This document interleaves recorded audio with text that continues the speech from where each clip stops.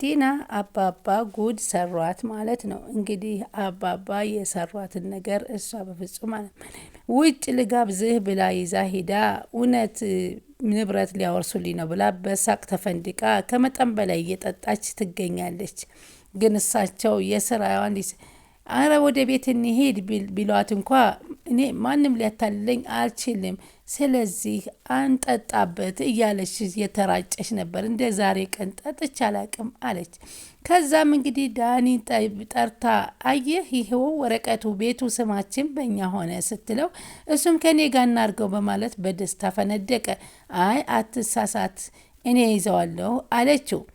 ከዛም ይህ የቤት ሰነድ የኛ ነው ወይ ሲል ደግሞ አይኑን ፍጥጥ አድርጎ ማንነቱን ቀይሮ ሲከታተላት የነበረው ካሊብ እንግዲህ ቤቱን እኮ አባዬ ባንቺ ስም አድርጊ እያለኝ ነው ስትለው ምን አለ እንደማያውቀው ነው።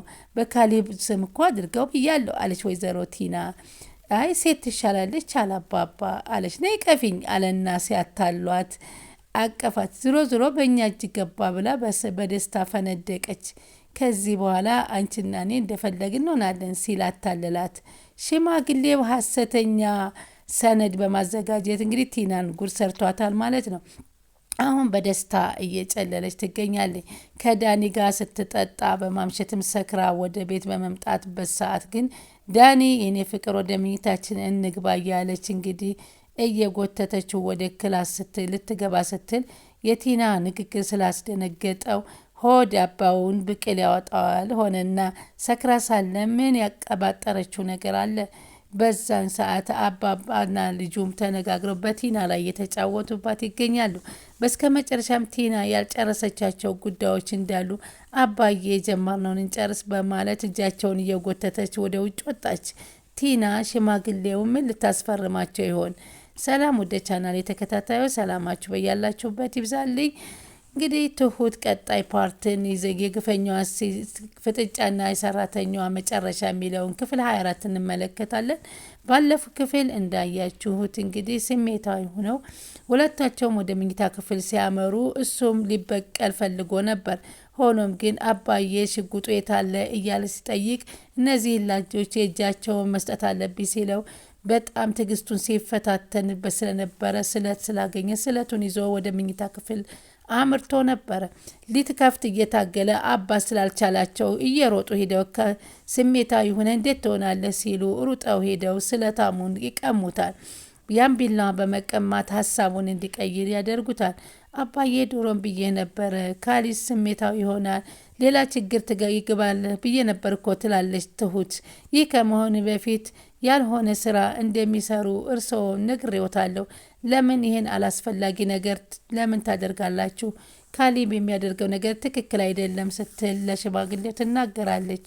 ቲናን ፍላጎታ አሁንም ቤቱን በስሟ ማስደረግ ስለነበረ ሽማግሌው የጀመርነውን እንጨርስ በማለት ቃል ግባልኝ እያለች ነበረች። ሽማግሌውም ዛሬውኑ ቤትሽን አስረክብሻለሁ፣ ያደረግሽልኝ ውለታ ሁሉ ይህን ቤት ላንቺ በስምሽ አድርጌ ብድርሽ መመለስ አለበት ማሉ በደስታ እያፈነደቋት ይገኛሉ። ይህ ወረቀት የማን ነው በማለት ተጠይቃቸዋል። የቤታቸው ወረቀት ፋይል እንደሆነና በእሷ ስም ሊያዞሩላት እንዳሰቡ ሲነግሯት የለተነስ ቶሎ በል ካሊብ ሳይሰማ እያለ ነበር። እንግዲህ አንተም ራስን ቀይረህ ወደ ቤት ተመለስ በማለት ድንገት ከችልባቸዋል። ቁጭ ነው ሲያወሩ እንዲህ አባዬ ሲያስበው ያሰብኩት ተሳክቷል አይደለ እያለ ሲጠይቀው አዎ በሚያውቁት ቋንቋ አባትና ልጅ እየተግባቡ ነበር። ቲና ግን በጣም ደንግጣ ነበር። ምንድን ነው ያሰባችሁት? ምንስ ተሳካላችሁ? በማለት ካሊብን ጠየቀችው። ካሊም ሰርፕራይዝ ነው አላት። እቆያለሁ ብዬ ነበር አጋጣሚ ዛሬ ስለመጣው ነው። እንዴት መጣ ስትለው ስራዬን ስለጨረስኩ መጣሁ ይላታል። እሷም ግን በመምጣቱ በጣም ተናዳ ነበረ። አባዬ አንተና እኔ ልንሄድበት የነበረው ጉዳይ ቀረ ማለት ነው በማለት ትጠይቃቸዋለች።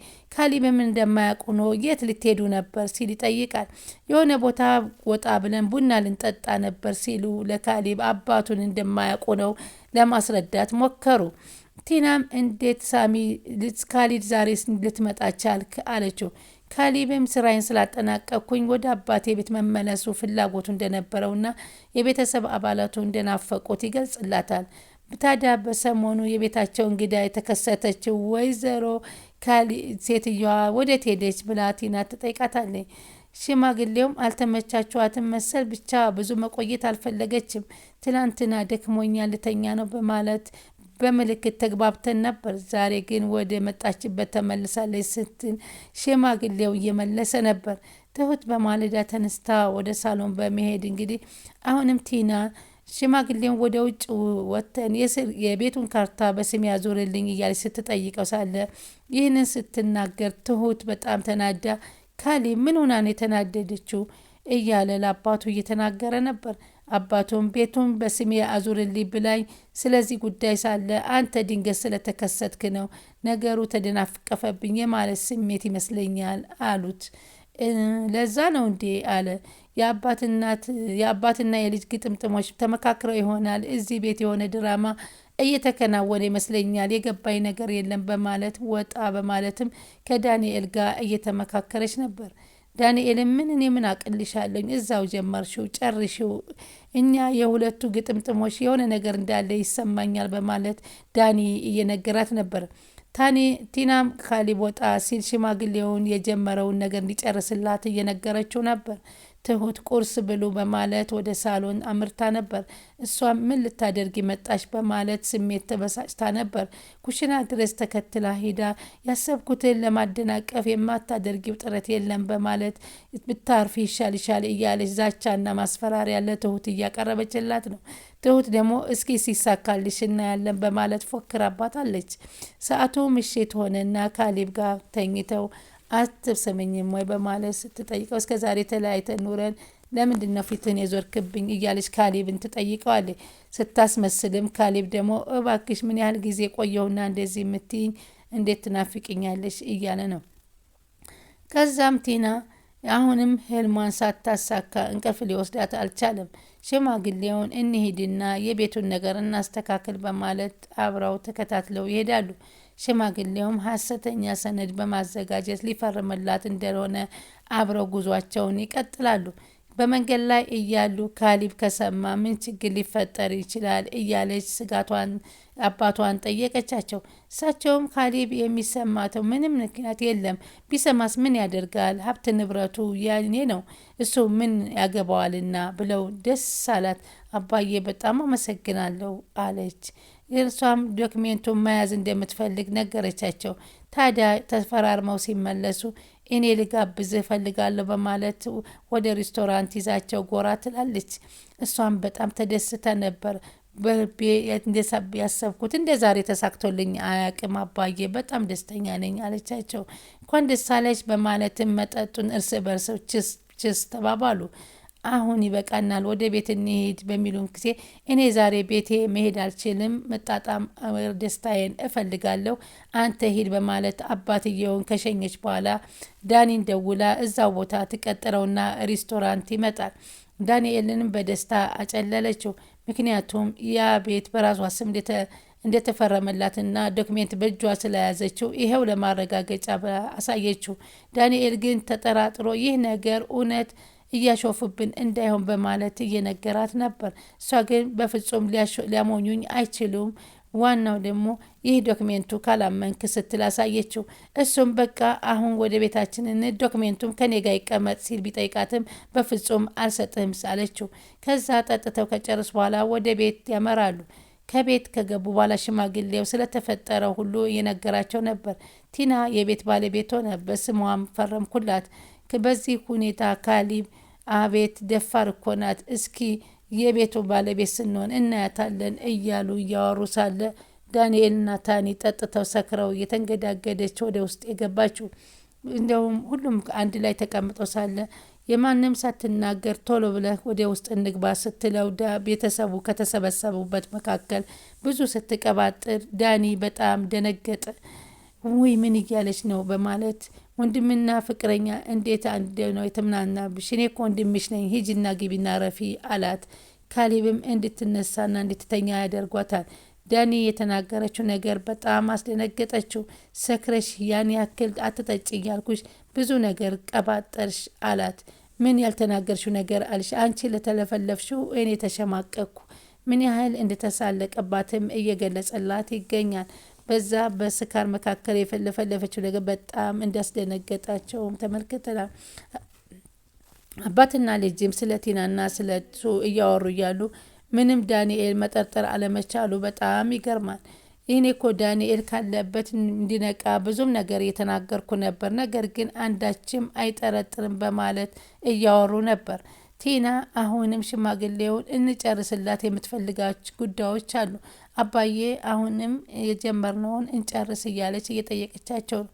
ካጠገባቸው ኦሪጂናሉን የቤታቸውን ዶክሜንት ይዘውት ነበርና አባዬ ለመሆኑ ኦሪጂናሉ የቤት ዶክሜንት የት ነው ያለው በማለት ጠይቆታል።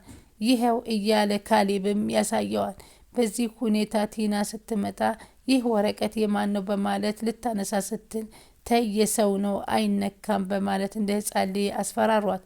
ሆኖም ግን ይህን ዶክሜንት ከእጃቸው ላይ እንደያዙ ሽማግሌውን የቤቱን ነገር እንዲጨርስላት ታይዘው ወደ ውጭ ወጡ። ከዛ ሽማግሌውና ቲና ከተመለሱ በኋላ ምንድን ነው እያደረግሽ ያለሽው በማለት ካሌብ ይህንን ዶክሜንት የት አገኘሽው በማለት ይዟል። እኔ እኮ አባዬ ነው እንደዚህ ያለኝ፣ በአንተ ስም እንዲሆን ፈልጌ ነበር፣ ግን በአንቺ ስም ይሁን በማለት በስሜ ፈርመውልኛል እያለች ለካሌብ ስትነግረው ካሌብም ነገሮችን እንደማያውቅ አድርጎ ጥሩ አድርገሻል እያለ ገለጸላት። እኛም የቤት ባለቤት ሆነናል ማለት ነው። ደስተኛ ሁና ቲና ስታስመስል እሱም እያስመሰለ እየነገራት ነበር።